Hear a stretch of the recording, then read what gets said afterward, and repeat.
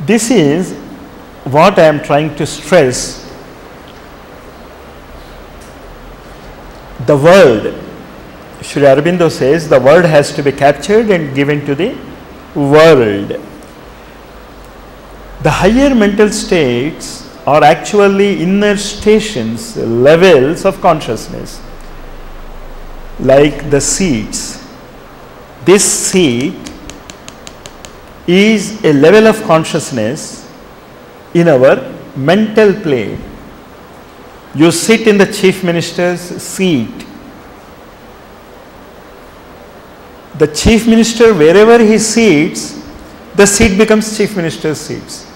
You understand it?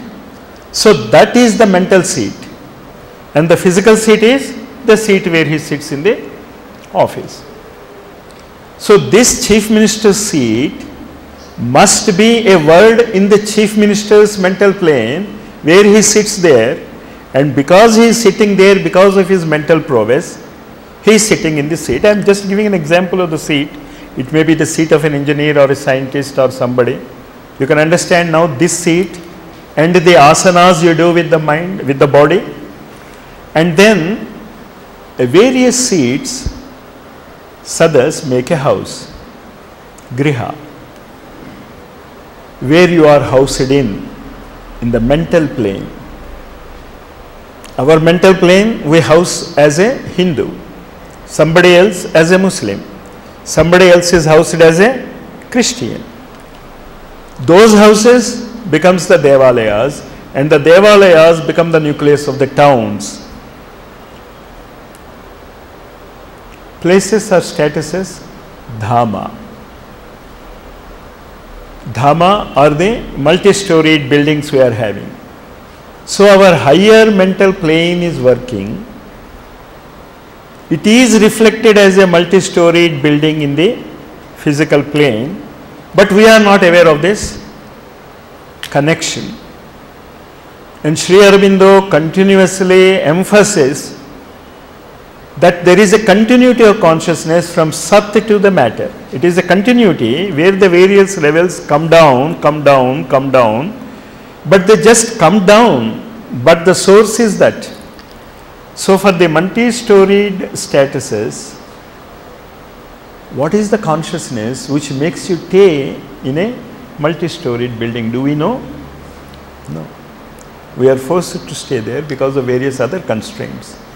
But these are the higher mental states which we have to understand. That is why I am saying reading this book once is not enough, twice is not enough. Maybe 100 times you may get the crux of it. But these slides you concentrate. And the footings, the Padam and Padma are almost what we call are synonyms. So it is the lotus consciousness of the Guru which we catch hold when we pray for when we touch the feet of the Guru. You should become conscious of the lotus in which the Guru is seated, the Padam. Earth, the Bhumi, dwelling places, the Chiti. And this lotus I will explain in the Yoga of Perfection. Sri Aurobindo has explained. Next. But the sadhaka of the integral yoga has to harmonize all. Go back. You see 1, 2, 3, 4, 5, 6. You have to harmonize all these states of higher consciousness in integral yoga. So you should be aware of what these consciousness mean. These are the names given to various levels of our consciousness in higher mind. And you understand what is a lower mind and a higher mind. Lower mind is a time conscious. Higher mind is infinity conscious. These are the levels in infinity conscious. And this is what I want you people, let us join together and read this book with that spirit. This must be our purpose. If we understand it, just the 101 monkey you remember, if you understand it, it means Majority of the human beings are understanding it. And our Vishwarupa, Shatashodha Sahasrashaha. If you understand it, if you really understand it, not just writing it and memorizing it and vomiting it out, but if you really understand it, be sure that 100 people also will understand minimum, and maximum Sahasrashaha, and after that it goes on. So next slide. But the sadhaka of the integral yoga has to harmonize all. All means those higher plane conscious words that may become a plenary and a equal unity of the full realization of Satchidananda. Here the last difficulty of mind meets him, its inability to hold at once the unity and the multiplicity. The multiplicity is based on three things: Brahma, Vishnu and Mahesha. Brahma means a creative process, Vishnu means the sustaining process, and Mahesha means the dissolving process. Gurur Brahma, Gurur Vishnu, Gurur Devo Maheshwara. These are the three gunas, Sattva, Raja and Tamo also, which creates the multiplicity. But you should know also the Akhanda Mandalakaram, the unity.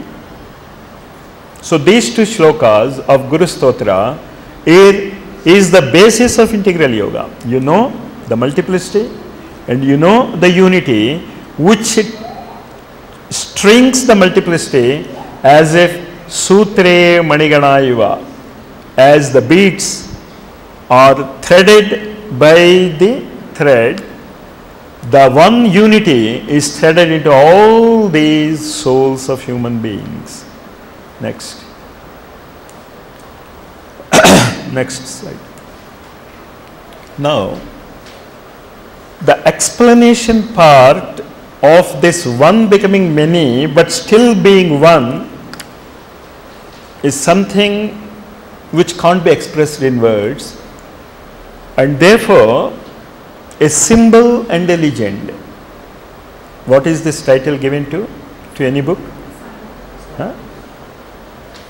You remember this, a symbol and a legend. And Savitri is the light of the sun falling on earth. That is what Savitri means in Sanskrit. Swayateti Savitri, which flows down, is Savitri. So when the light of the sun, and what do you mean by the sun? Not this physical sun, even though he is the manifestation of the truth consciousness. If you want to have a manifestation of the truth consciousness in the world, sun is the best symbol. Or you can say, as you are the manifestation of your psychic being in this physical world, the sun is the manifestation of the Vijnanamaya Kosha, the future coming Purusha. We have the Manomaya Purusha now. When we go to the supramental Purusha, it becomes Vijnanamaya Purusha. And now I read this. The difference, not easy to define except by symbols, may be expressed if you take the Vedic image in which the sun represents the Vijnana, and the gnosis means Vijnana, and the sky, mid-air and earth, Prudhvi, Akasha and Antariksha. The three lower planes, mind, vital body and material body. Sky, mid-air and earth, the mentality, vitality and physicality of the man and of the universe, living on the earth, climbing into the mid-air or even winging into the sky. The mental being, the Manomaya Purusha, would still live in the rays of the sun and not in its bodily light.